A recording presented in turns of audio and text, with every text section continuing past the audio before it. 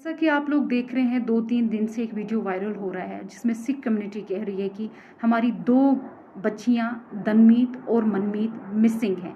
जिसमें मनमीत को तो ये वो बोल रहे हैं कि उन्होंने मनमीत को रिकवर कर लिया है और दनमीत जो है दनमीत स्टिल मिसिंग है। अभी भी दनमीत को हमें दिया जाए। और उनकी जो स्टेटमेंट हुई है वो गन पॉइंट पे हुई है, बल्कि ऐसा कुछ भी नहीं है। दनमीत मैं हूँ, मेरा मसला आज का नहीं है। मैं 2012 में कन्वर्टेड हुई हूँ। 2014 में मेरे निकाह हुए हैं मेरे बैचमेट मुजफ्फर के साथ, जो मेरी और उसकी रजामंदी से हुए हैं। उसके बाद 6 जून 2021 में अपने घर से निकली। मैंने अपने घर में कॉल भी किया कि मैं अपनी मर्जी से निकली हूँ, मुझे ढूंढना नहीं। और विद इन 2 घंटे में पुलिस ने मुझे लोकेट कर दिया और सदर पुलिस स्टेशन बागात ले आए, जिसमें ऑलरेडी पूरी सिख कम्युनिटी और मेरी फैमिली वहाँ पर थी। उसके बाद एसएचओ ने मेरा स्टेटमेंट लिया, जो मेरा स्टेटमेंट सिर्फ ऑरल ले रहा था। मैंने उसको ये बोला, आप मेरा स्टेटमेंट रिटन कीजिए, आप जो मैं बोल रही हूँ आप रिटन कीजिए। मैं उनको ये बता रही थी 2012 में मैं कन्वर्टेड हुई हूँ, 2014 में मेरे निकाह हुए हैं, मेरे डॉक्यूमेंट्स हाई कोर्ट के हैं, आप एक बार डॉक्यूमेंट्स चेक कीजिए मेरे। और इतना सब कुछ सुन के भी लड़के को लॉकअप में डाला गया था, उसके ऊपर एक्ट्स और चार्जेस लगा दिए गए थे। मैं उनको बार बार बोल रही थी कि मेरा 2012 में कन्वर्टेड हूँ मैं 29 ईयर ओल्ड गर्ल हूँ। मैं एक छोटी बच्ची आपने पकड़ के नहीं लाई कि आप मुझे मेरी फैमिली की ओर हैंड ओवर कर रहे हो। वो उन्होंने मेरी फैमिली को बिना कोई मेरी स्टेटमेंट रिटन किए हुए मेरी फैमिली को मुझे दे दिया। मैं बार बार उनसे ये कह रही थी कि प्लीज़ आप मेरे डॉक्यूमेंट्स देखिए। उन्होंने मेरे डॉक्यूमेंट्स चेक भी किए, स्टिल उन्होंने मेरी फैमिली को मुझे हैंड ओवर कर दिया। और उसके बाद ही नेक्स्ट डे 7 को मेरी फैमिली मुझे यहाँ से जम्मू ले गई। और जम्मू जाते ही क्या हुआ, जम्मू जाते ही वो लोग मुझे पंजाब ले गए। पंजाब में मेरे को अलग अलग फेडरेशंस मिलने आ रहे थे, वो मेरे को ब्रेन वॉश कर रहे थे। वो वहाँ पर मेरे को ये समझा रहे थे कि आप जो स्टेटमेंट है वो अगेंस्ट देना, लड़के के फेवर में नहीं देना। मैं वहाँ पर भी सबको यही बोल रही थी कि लड़के ने मेरे को कोई किडनैप नहीं किया है, मैं अपनी मर्जी से आई हुई हूँ। हमारे पास हाई कोर्ट के डॉक्यूमेंट्स है, आप वो देख सकते हो। लड़के के ऊपर जो भी एक्ट्स लगे हैं वो बेसलेस हैं, फॉल्स हैं, क्योंकि ये सब मेरी रजामंदी से हुआ है। हमारे जो डॉक्यूमेंट्स है वो हाई कोर्ट के डॉक्यूमेंट्स हैं। इतना सुनने के बाद भी उन्होंने मुझे कहा नहीं, ऐसा नहीं हो सकता है, हम आपको उनके पास वापस नहीं भेज सकते हैं। मैं उनको बार बार कहती थी आपने कोई 16 साल की बच्ची पकड़ के नहीं लाई है, मैं एक मैच्योर गर्ल हूँ और मैं एक एजुकेटेड गर्ल हूँ।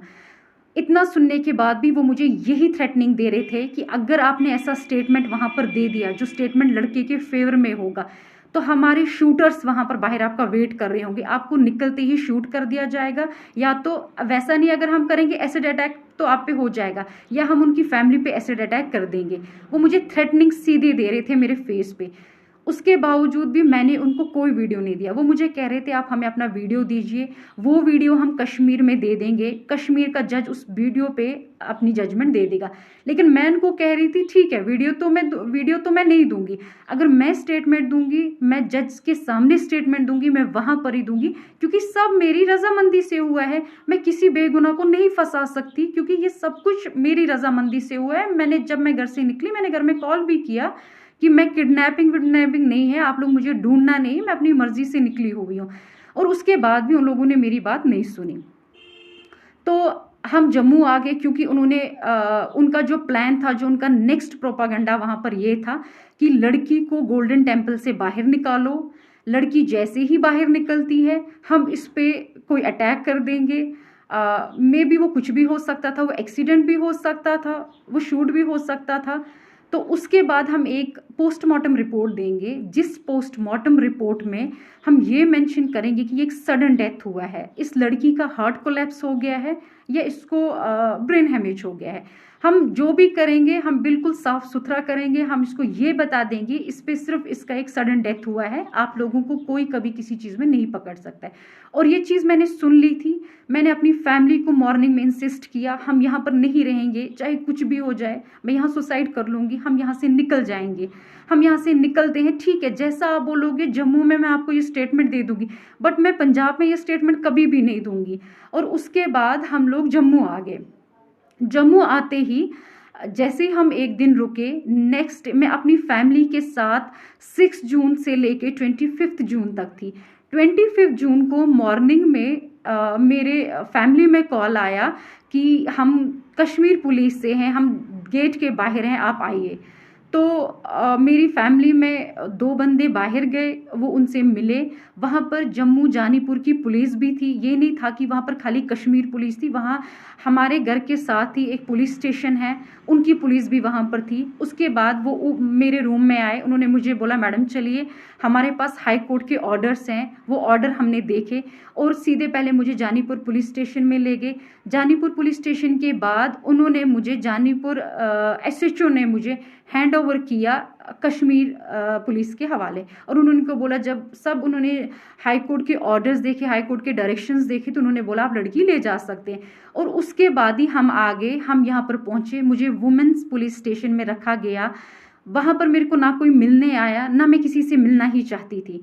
और नेक्स्ट डे ही मेरे को सदर पुलिस स्टेशन से पुलिस की गाड़ी आई जो मुझे कोर्ट ले गई।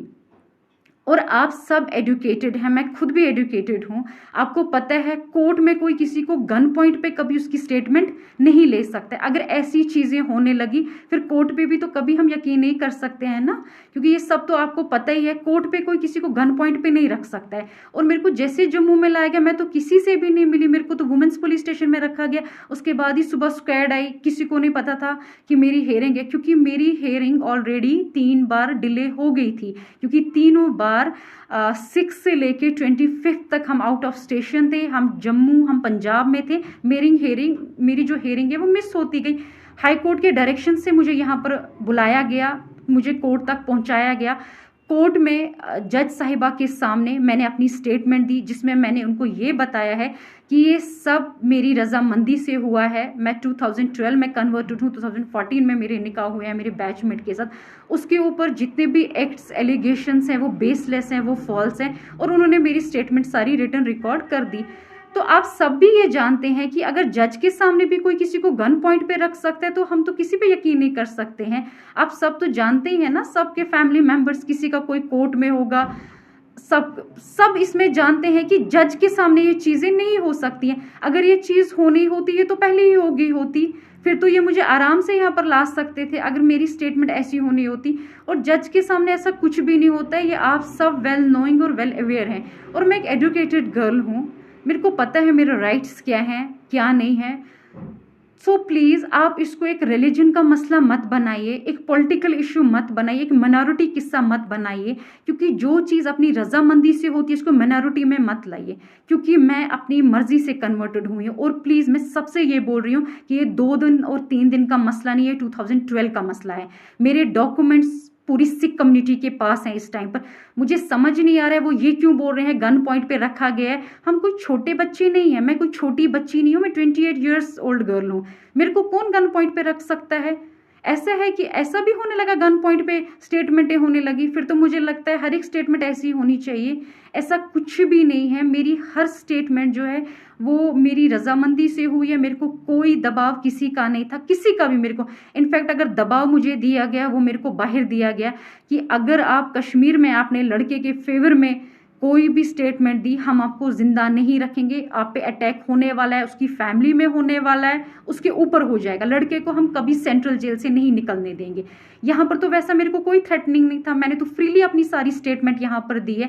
और प्लीज़ मैं आप सबसे ये बात बोलती हूँ, इसको प्लीज़ रिलीजन को बीच में मत लाइए, माइनॉरिटी को कम से कम बीच में मत लाइए, क्योंकि ये माइनॉरिटी का किस्सा नहीं। आप लोग प्रोपेगेंडा बना रहे हो, माइनॉरिटी में ऐसा हो रहा है वैसा हो रहा है, ऐसा कुछ भी नहीं है। मेरे को अपने राइट्स पता है, मेरे राइट्स क्या हैं। सो प्लीज़ आप ये चीज़ें मत इसमें कीजिए, माइनॉरिटी को बीच में मत कम से कम लाइए कि माइनॉरिटी को देके हमारी बच्चियों के साथ ऐसा हो रहा है वैसा हो रहा है। क्योंकि बच्चियां बच्ची नहीं है, जो बच्ची 28 ईयर्स ओल्ड गर्ल है उसको तो सुप्रीम कोर्ट के ऑर्डर्स हैं, वो अपने राइट्स खुद चुन सकती है। Right to religion, right to marriage, ये तो आप सब नोएंगे इस बारे में।